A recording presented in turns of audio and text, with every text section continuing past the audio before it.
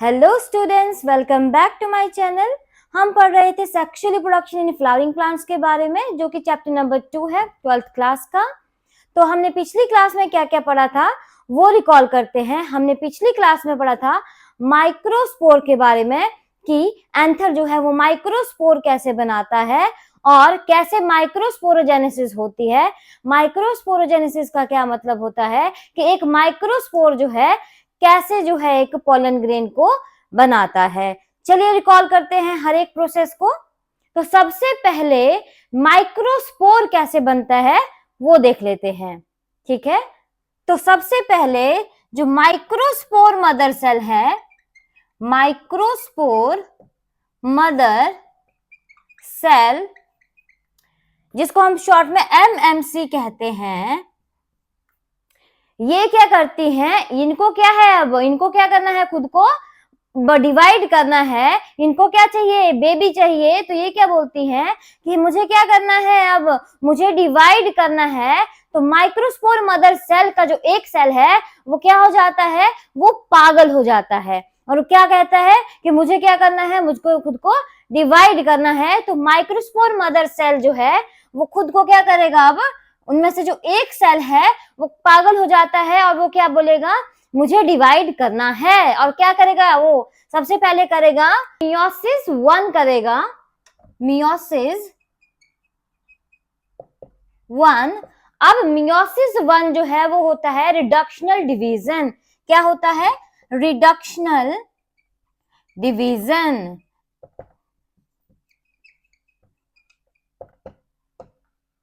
अब होगा क्या, जब माइक्रोस्पोर मदर सेल जो है मियोसिस 1 करेगा तो अब क्या हो जाएगा, वो 1 से 2 हो जाएंगे।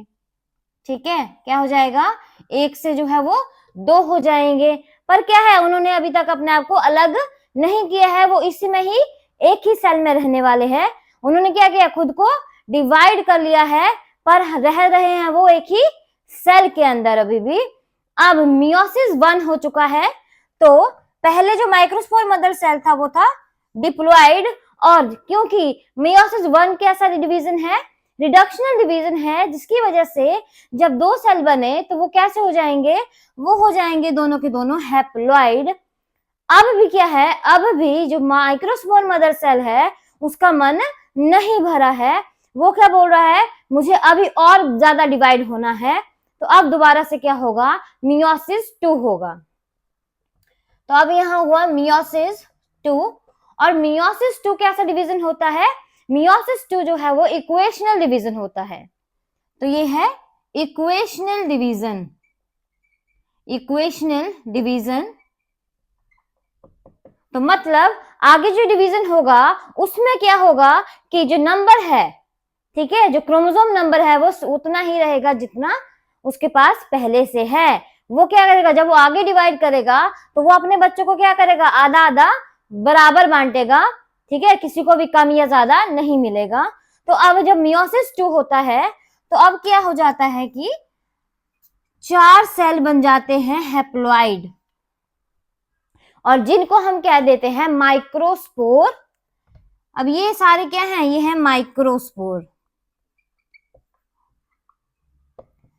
अब माइक्रोस्पोर तो बन चुका है, पर माइक्रोस्पोर को क्या है, हम उसको मैच्योर पोलन ग्रेन नहीं बोलते हैं। माइक्रोस्पोर क्या है, अभी वो छोटा है, अभी उसको क्या करना है, खुद को और बड़ा करना है। तो माइक्रोस्पोर जो है उसकी पोलन ग्रेन तक की जर्नी कैसी रहेगी, कैसे वो अपने आप को पोलन ग्रेन बनाएगा, अब हम वो देखते हैं। अब देखो 4 जो है माइक्रोस्पोर बने थे आपके एक माइक्रोस्पोर मदर सेल से। कितने माइक्रोस्पोर बने, 4 माइक्रोस्पोर बने। उनमें से जो कहानी है हम सिर्फ एक माइक्रोस्पोर में देखेंगे, क्योंकि सभी माइक्रोस्पोर में जो कहानी है वो लगभग सेम होती है। तो अब हम क्या करेंगे, एक माइक्रोस्पोर को बनाएंगे। तो ये है एक माइक्रोस्पोर, लिख भी सकते हैं हम इसको कि ये क्या है, माइक्रोस्पोर है।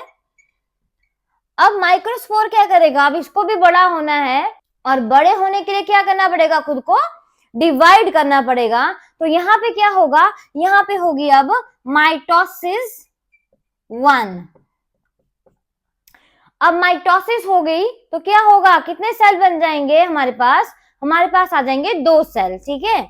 तो अब यहाँ पे क्या होगा कि ये है एक सेल है, अब सेल के अंदर जो है क्या हो जाएंगे, 2 न्यूक्लियसेस हो जाएंगे, एक यहाँ तैर रहा है, ठीक है, और ये बाकी जो स्पेस बचा है उसमें दूसरा रहता है, ठीक है, क्योंकि वो मोटा है उसको ज्यादा स्पेस चाहिए और ये बेचारा छोटू सा है इसको ज्यादा स्पेस नहीं चाहिए। अब इस छोटू वाले को क्या बोलेंगे हम, इसको बोलते हैं जनरेटिव सेल, क्योंकि आगे जाके ये क्या करेगा, आगे जाके जो है मेल गैमेट्स बनाता है।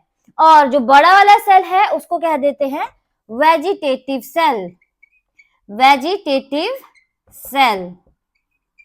अब क्योंकि इसने डिवाइड कर लिया खुद को तो क्या हुआ, अभी थोड़ा सा बड़ा हो गया है ना, अब बड़ा हो गया है तो अब इसको जो है नंगा घूमना अच्छा नहीं लगता, अब ये क्या करेगा, अपने ऊपर कपड़े पहना देगा। तो इसके पास जो है कौन कौन से कपड़े होंगे, ठीक है, 2 तरह के कपड़े ये पहन लेगा। पहला जो है, पहली लेयर होगी इंटाइन, जो कि अंदर वाली लेयर होती है। तो पहली लेयर है इंटाइन, जो किस चीज की बनी होती है, सेलुलोज प्लस पैक्टिन,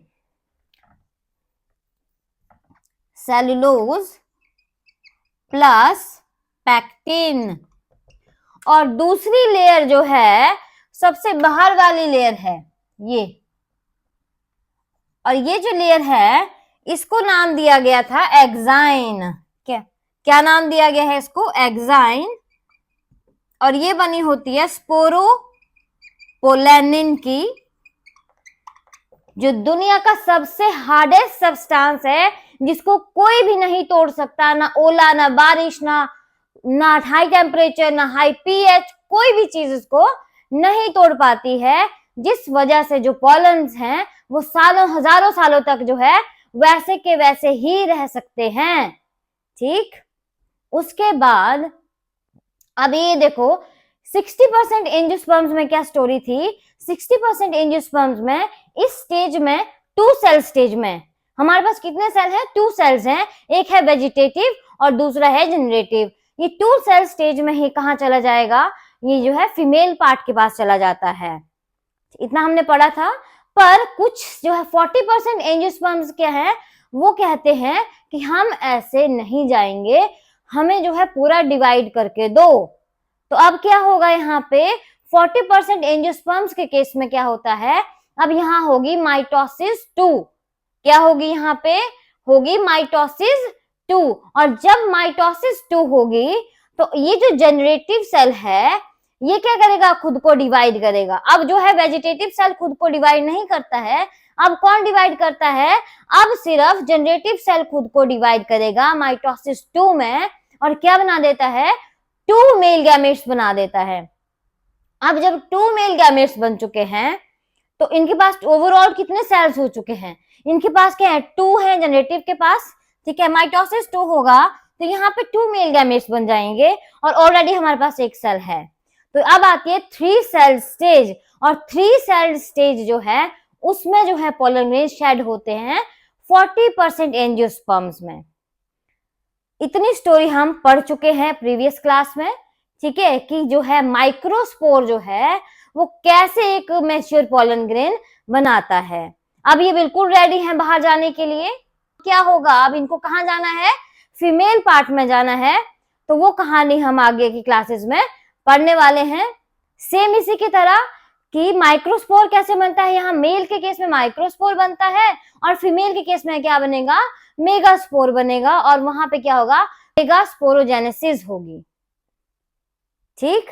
वहां पे भी क्या होगा, ऐसी तरह से मेगास्पोर बनेगा, और हम वहां पे भी क्या देखेंगे कि कैसे जो है एक एग बनता है।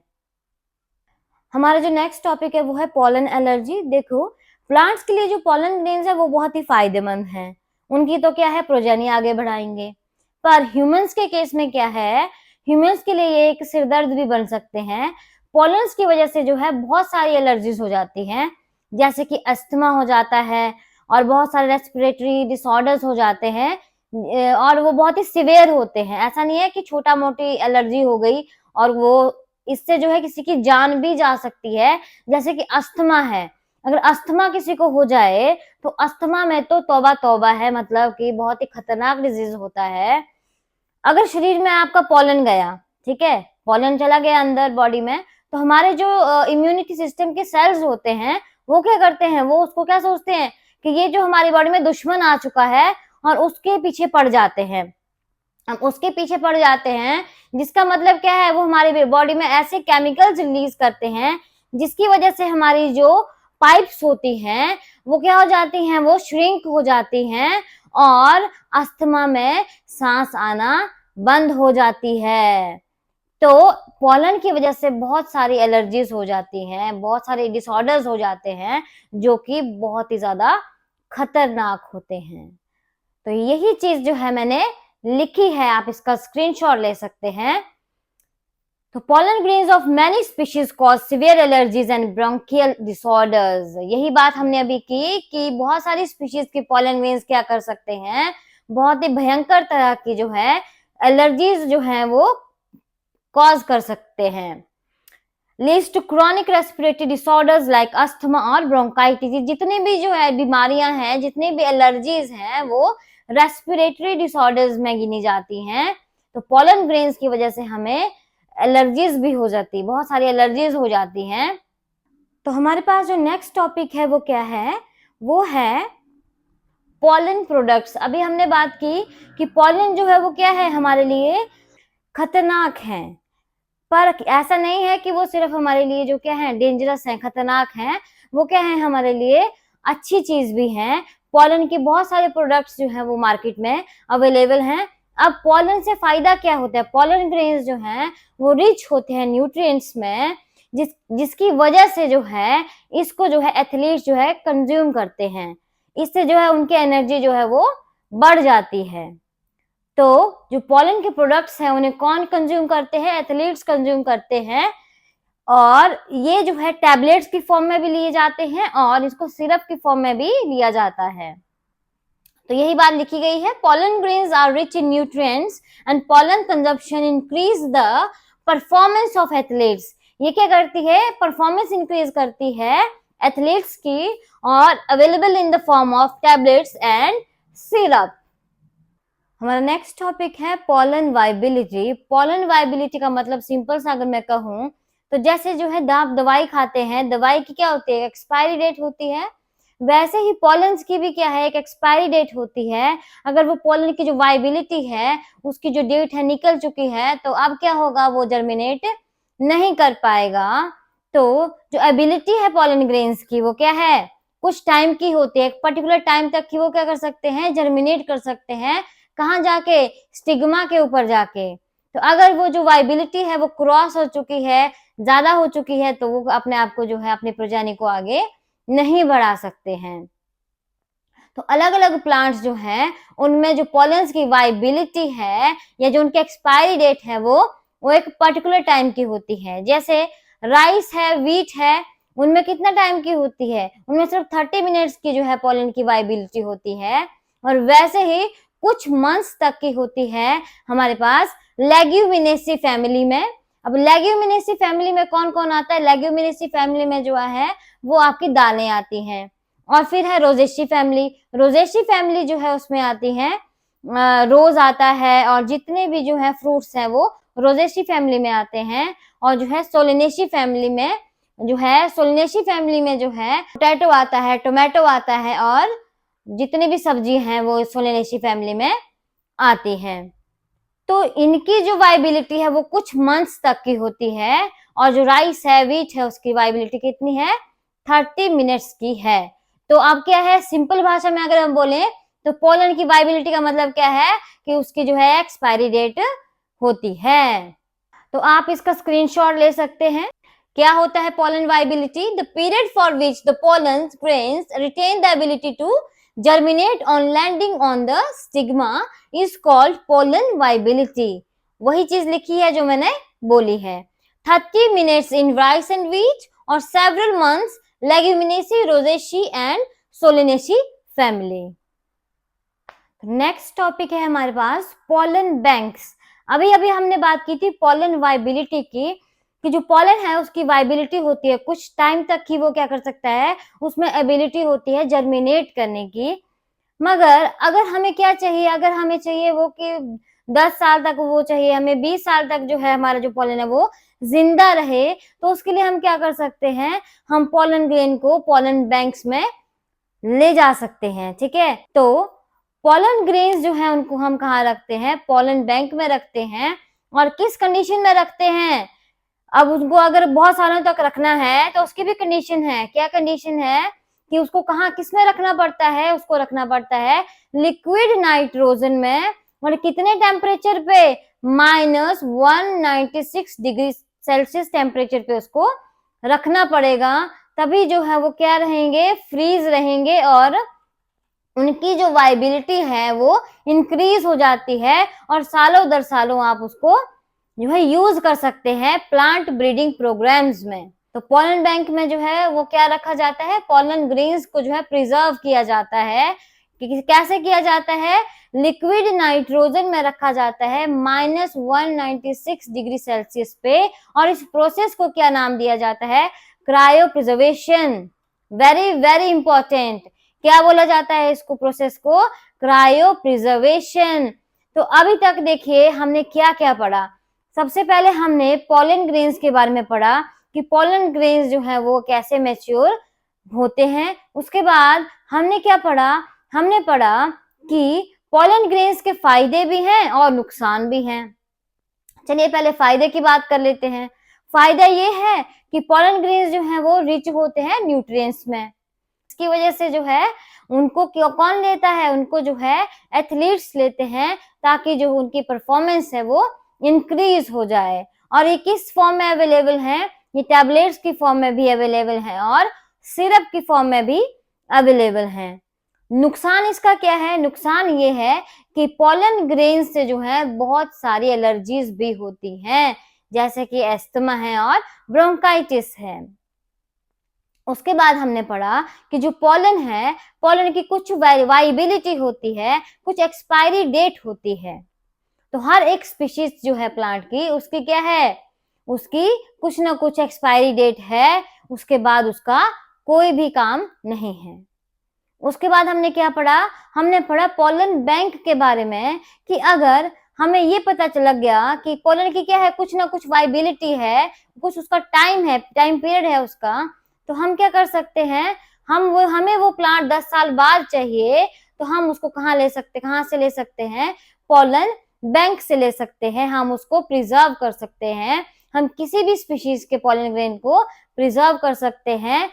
कैसी कंडीशन में, किस में करेंगे, लिक्विड नाइट्रोजन में करेंगे -196 डिग्री सेल्सियस पे। और जिस प्रोसेस को क्या कहा जाता है, क्रायो प्रिजर्वेशन कहा जाता है। तो यही चीज यहाँ लिखी गई है, आप इसका स्क्रीनशॉट ले सकते हैं या फिर इसको लिख सकते हैं। So storage of pollen grains for years in liquid nitrogen in -196 degrees Celsius for later use in plant breeding programs is called as cryopreservation। तो इसको क्या कहा जाता है, cryopreservation कहा जाता है। तो इसकी 2 कंडीशंस होती हैं। पहली कंडीशन होती है कि लिक्विड नाइट्रोजन में इसको रखा जाएगा और एक स्पेसिफिक टेम्परेचर में ही इसको रखा जाएगा, जो कि है -196 डिग्री सेल्सियस। तो अगर आपको मेरी वीडियो अच्छी लगी हो तो मेरे चैनल को सब्सक्राइब कीजिएगा, मेरी वीडियो को लाइक कीजिएगा, शेयर कीजिएगा और कमेंट कीजिएगा। Thank you so much.